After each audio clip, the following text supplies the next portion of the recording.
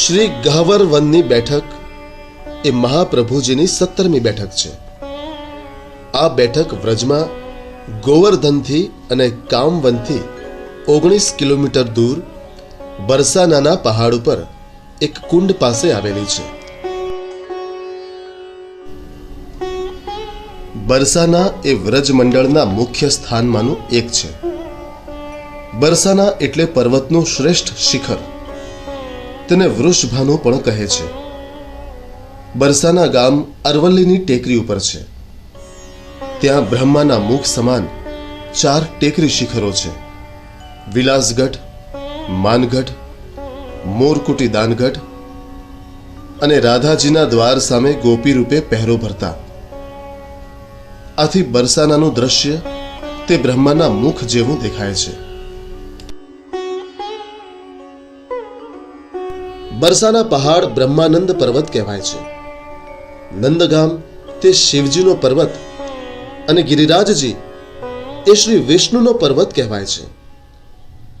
આમ બ્રહ્મા, વિષ્ણુ, મહેશ્વર ત્રણેય દેવતાઓ વ્રજમાં બિરાજમાન છે. અહીં ઠાકોરજીના વિવાહ ખેલનો મનોરથ થાય છે.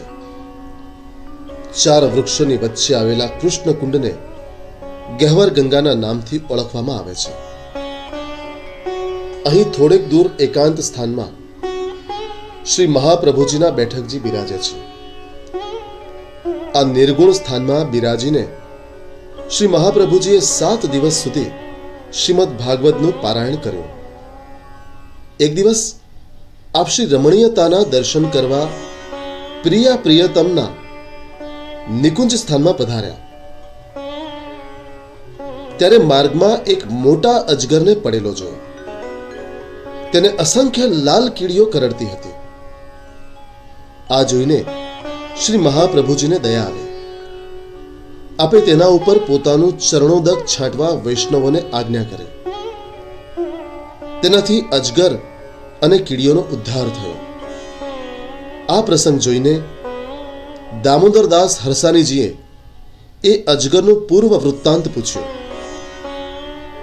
શ્રી મહાપ્રભુજીએ કહ્યું, આ અજગર તેના પૂર્વ જન્મમાં વૃંદાવનનો મોટો મહંત હતો.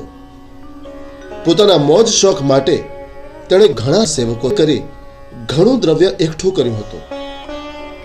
તેણે તે દ્રવ્ય સત્કાર્યમાં ન વાપરતા ખોટા માર્ગે વાપર્યું અને તે વિષયભોગી બન્યો. તેથી તેના મર્યા પછી તે અજગર બન્યો અને તેનો બદલો લેવા માટે તેના શિષ્યો લાલ કીડીઓ બન્યા. આ શ્રી મહાપ્રભુજીના બેઠકજી છે. આપણે એમને ભાવથી સદૈન્ય દંડવત કરીએ.